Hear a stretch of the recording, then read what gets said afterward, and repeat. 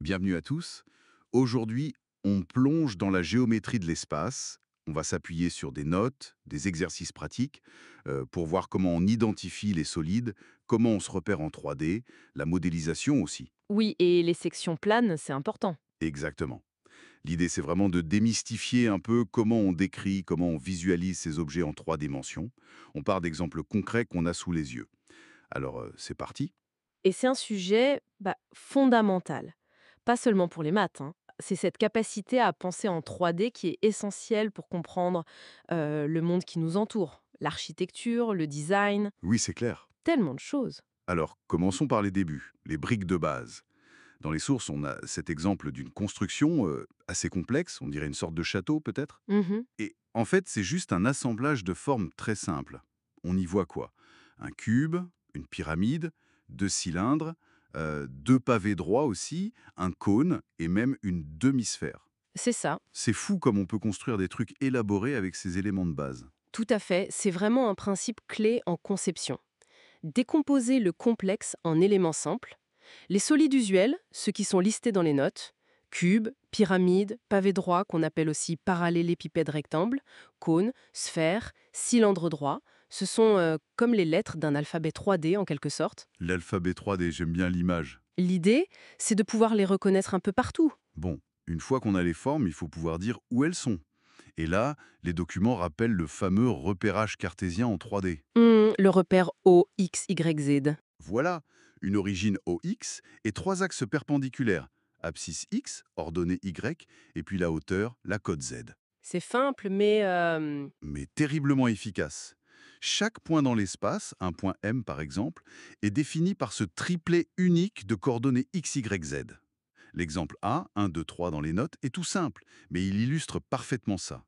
C'est trois nombres et hop, on sait exactement où est le point. d'accord. C'est ce système, à plus grande échelle bien sûr, qui a tout changé pour la cartographie, la navigation et aujourd'hui nos GPS. Bien sûr. Et on ne fait pas que décrire, on construit aussi. Les sources mentionnent l'utilisation de GeoGebra pour modéliser des objets. Ah oui, GeoGebra, très pratique. On a l'exemple de cette maison un peu complexe ou encore un bâtiment du futuroscope qui serait fait d'un prisme et d'une sphère. L'idée, si je comprends bien, c'est de dessiner des formes en 2D, des surfaces, et puis de leur donner du volume, par extrusion, c'est ça le terme. On étire en hauteur. C'est tout à fait ça, l'extrusion. C'est une des techniques de base pour passer du plan au volume. La modélisation 3D, ça permet vraiment de rendre les choses concrètes, de visualiser comment les solides s'assemblent. Mhm. C'est un outil génial pour visualiser, pour tester des idées.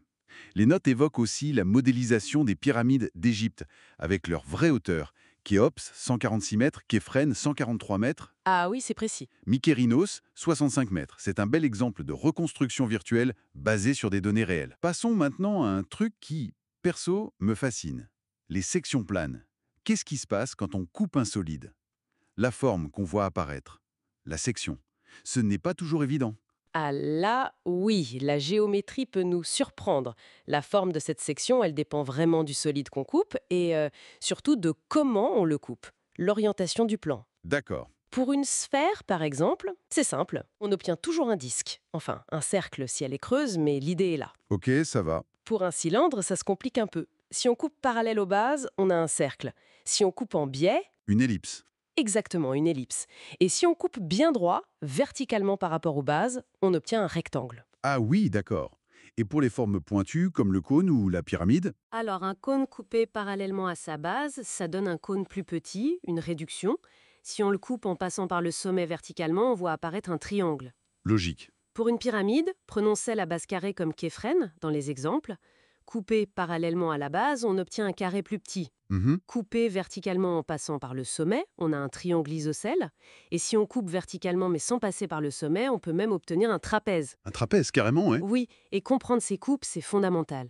C'est le principe de l'imagerie médicale, par exemple. Le scanner, l'IRM, ça visualise l'intérieur du corps, tranche par tranche. C'est vrai, bien sûr. Le cube aussi réserve des surprises, non? J'ai lu dans les notes qu'on pouvait obtenir un hexagone en coupant un cube. Ça me paraît fou. Eh bien si, c'est possible. Un hexagone régulier même, sous certaines conditions. Selon l'angle, la position du plan de coupe, ce simple cube peut révéler des sections très variées. Triangle, carré, rectangle, parallélogramme, trapèze, pentagone et oui, même hexagone. Incroyable. C'est une superbe illustration de la richesse qui peut se cacher dans les formes les plus basiques en apparence. Et c'est crucial en ingénierie aussi, pour comprendre comment une pièce va se comporter, comment on peut l'usiner ou l'assembler. Bon, si on résume tout ça, on a vu comment on peut reconnaître les solides de base, ces briques élémentaires, dans des objets complexes, Mhm, comment on les situe précisément dans l'espace avec les coordonnées x, y, z, mhm, comment on peut les assembler virtuellement, les modéliser, c'est ça. et surtout, comment le fait de les couper, d'étudier leurs sections planes, révèle toute une variété de formes cachées, parfois surprenantes. Exactement.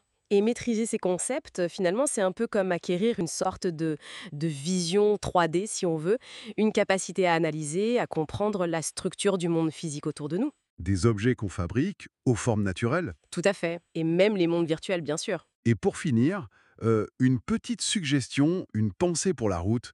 Maintenant qu'on a rafraîchi un peu tout ça, essayez d'observer les objets du quotidien différemment. Regardez un meuble, un fruit, un bâtiment. Essayez de voir les solides de base qui le composent. Un bon Et exercice. aller plus loin, imaginez ce qu'on verrait si on pouvait les couper. Avec différents plans. Le monde devient tout à coup un immense jeu de construction, non? Une sorte de découverte géométrique permanente.